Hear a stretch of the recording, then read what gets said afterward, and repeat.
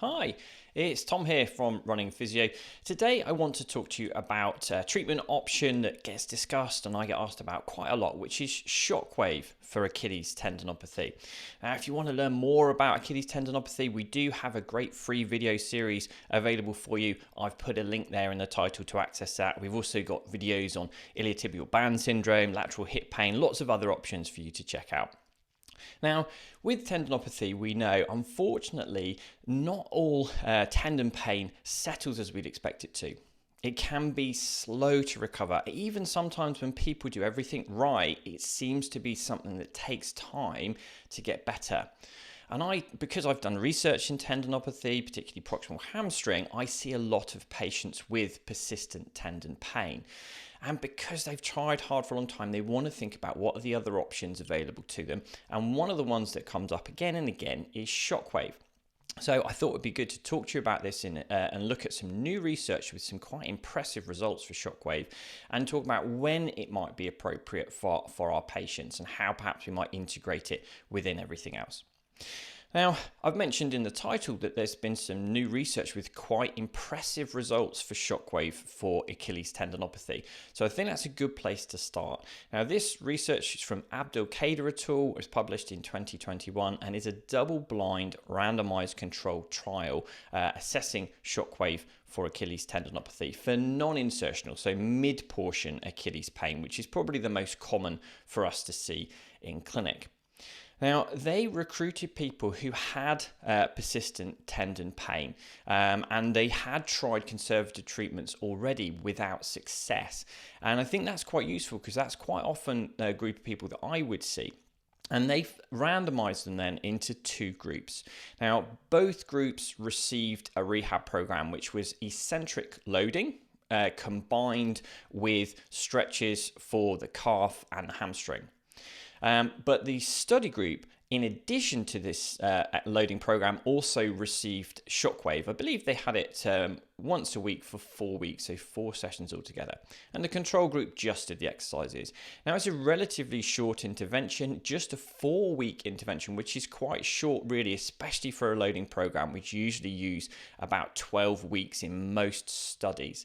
And then their main outcomes then were Visa A, which is a really good questionnaire, probably one of the best outcome measures for Achilles pain, and also pain during activity scored on the visual analog scale. So let's have a quick look at some of the results that they got then. Now, as I said, some of these are quite surprising. So I've taken the results from Abdelkader et al. and stuck them in a little graph for you. The top graph here, we have the study group in blue. So this is a group that did eccentrics and also had a course of Shockwave therapy, and the control group that just did the eccentrics and stretches in green. Now we see at baseline they all score pretty high for that pain score, so they're all getting 8 out of 10. But post-treatment, which is about 4 weeks later, there is a massive reduction in the study group from 8 to 1 out of 10. And that is a big reduction, with the control group only seeing a small reduction in pain. So that is quite an impressive result. Now, the follow-up then was done sometime later, between 13 and 18 months. On average, about 16 months later, they followed them up. And you can see again the control group that's just done the eccentrics and stretches. They've continued to improve, but the Shockwave group is still ahead. While they're not quite as good as they were immediately post-treatment, they're still pain scores of 3, significantly less than they were initially at baseline of 8. So from that point of view, that seems to be a very impressive change, particularly in a short period of time. Now, if we look at the graph beneath that, this is looking at Visa A, so looking at this Achilles outcome score that we have, which scores out of 100. So 100 would be the best score. Now, at baseline, both groups tested pretty low, so 24 in the study group, 21 in the control group. And post-treatment, both groups have got a significant improvement, particularly the group that have had Shockwave alongside their eccentrics and stretches. They've increased to 85. That's a really dramatic increase in a short period of time. Now again, at follow-up, roughly about 16 months later, so long-term follow-up for this, the study group that's had the Shockwave and eccentrics has retained good scores in their Visa A, as has the eccentric group. They've improved as well, but they've not quite caught up with the group that had Shockwave and eccentrics as well.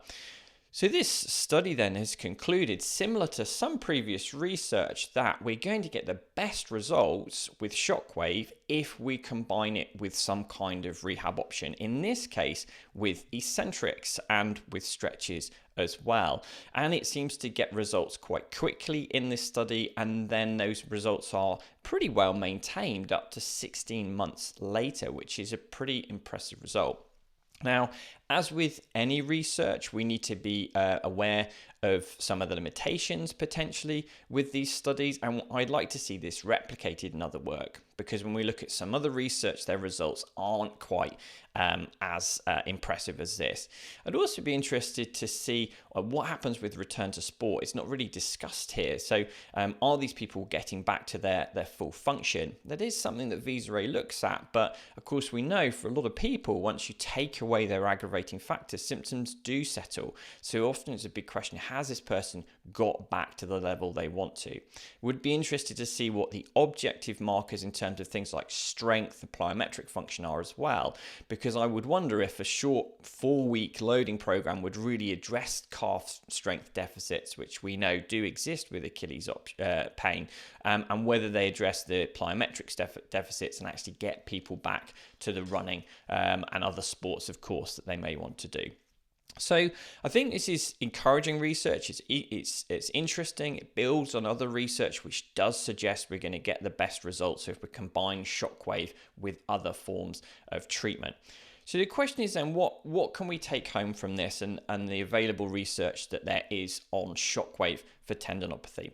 Well, I would say point one is that let's not rush straight into Shockwave as an option, because a lot of people will do quite well without it. And also clinically, I have seen cases where it really has flared people up. So like this study has done, I would recommend rehabbing people for at least about 3 months and working with your key rehab strategies, education to help them understand the pain, load management for them to bring the aggravating activities to a manageable level, and then progressive rehab. My bias, I personally prefer more heavy, slow resistance training because I find it better to address their strength needs and combine that with a graded return to their goal activities as well. That's so important. Just the strength work and loading program on its own is okay, but really what people come to see us for is often they want to get back to the sport that they love. So we want to integrate that alongside. Now, if you're really not seeing improvements around about that 3-month, 12-week stage, if it's really not shifting with all the right management in place, you feel the person understands it, they've followed the advice quite well, that's the point where we might think, okay, here's where Shockwave could be an option to see if we can help improve pain and function like we've seen happen in this study. But bear in mind too, and with some of the latest research, we see that psychosocial factors are a big piece of the puzzle for people with Achilles pain. There's new research showing that seems to be the case in roughly about 40% of people with Achilles pain, where pain catastrophizing and fear of movement may be a factor. So I think, again, we want to make sure those are addressed in that early phase of rehab. So discuss those in the early sessions rather than further down the line. So I think Shockwave can work, but it isn't for me. There's not quite enough evidence there yet for me to want to rush for it to be the first-line treatment. There are cost implications involved for the patient. There's difficulty accessing it for some people, and occasionally it does flare things up. So I would go with our loading and education, etc., as I've discussed first. We also might want to consider other options with evidence. Things like a simple heel lift in the shoe. There's recent research that shows that can help with Achilles tendinopathy. So there's often less costly, simpler measures that we might want to try first. And also, if we are going to go down that Shockwave route, make sure we're addressing rehab needs. And that would be one question mark about this study with the short loading program. Is it really addressing their rehab needs? Is it getting them stronger? Is it improving their plyometric capacity and their load tolerance? So if you choose to do some Shockwave, just try and make sure we're assessing and addressing their rehab needs. Now, the final thing that this study also does, which I think is quite intriguing, is it raises a little question. What about stretching? Now, traditionally, for some time, we've stopped stretching for tendinopathy, particularly insertional, because it tends to aggravate it. And there's some sort of top 10 articles on things not to do for tendinopathies, and often in there is stretching.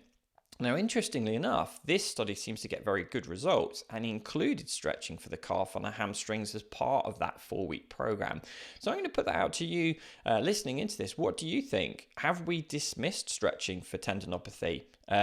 Could studies like this suggest that maybe we need to think about that again? Because combined with eccentrics and Shockwave, it did seem to get good results here. Again, my view is I think probably the stretching is going to have quite short-term results. We want to make sure that it is mid-portion and not insertional if we're going to bring that in. And it's not my priority in terms of addressing people's rehab needs. But if it gets symptomatic relief for people, I think there can be a role from it. But I'd like to hear from you. What do you think?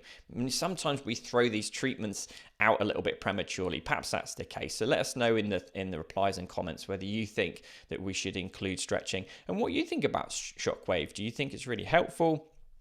Or is it one of those things that's being kind of overhyped at the moment? Okay, so I hope you found this helpful. In a nutshell, asking the question, can Shockwave be effective for Achilles tendinopathy? I would say yes, there is evidence it can be effective. It's not going to work for everyone, and you're going to get best results if you combine it with the right rehab program, the right load management, help someone understand it. But if you've got persistent tendon pain that isn't improving after a good 3 or 4 months of good rehab, it is an option to consider and discuss with your patient. Okay, thanks again for listening. Bye for now.